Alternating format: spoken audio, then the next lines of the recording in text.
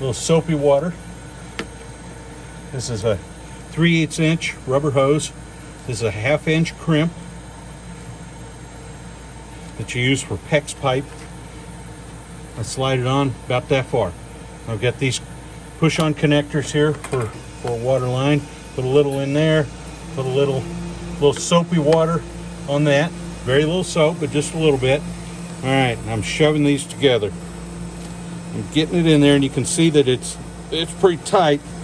When it gets there, it just doesn't want to finish all the way. It's got a little bit further to go.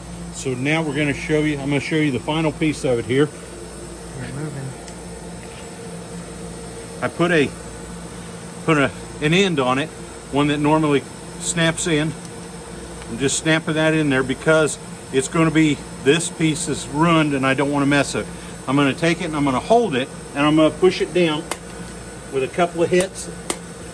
It does not hurt the piece that snaps on. Yep. And then I take one of these guys, I'm crimping it on there, and watch for the blue light. That tells us when we've got it squeezed tight enough. There it is. All right, that's one end. All right, let's put one on the other end of the hose. We're going to do the exact same steps. Got it down here. Going to put a little soapy water on it. The other piece has already got it done. It's really good to have a good pair of gloves on. It's kind of rough on your hands. You're going to do the same thing right here.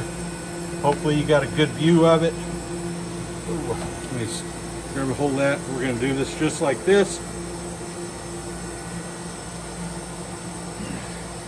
So you get it on there, and it's really tough to get it on past the inside of this piece we're going to crimp on. Now we're going to slip our sacrificial snap in there. It's held on. We got about a 1/2 inch to go, if you can see it. Seems kind of rough to do it like this, but I don't have any other crimp. There we go. See how we shoved it on? We're up to that nut. And now we're going to crimp it. And you may be asking yourself, saying, Self, will this actually hold water pressure? And that was my big question.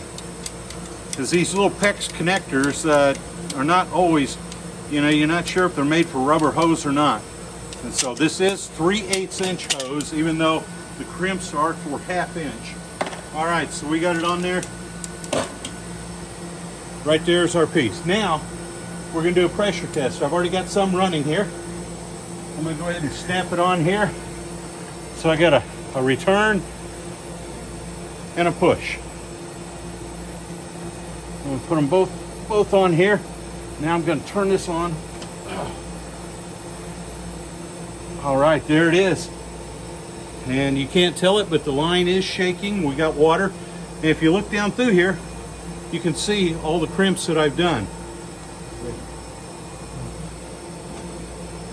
I've got 3 long hoses that are, or 3 hoses that are black and 3 hoses that are red.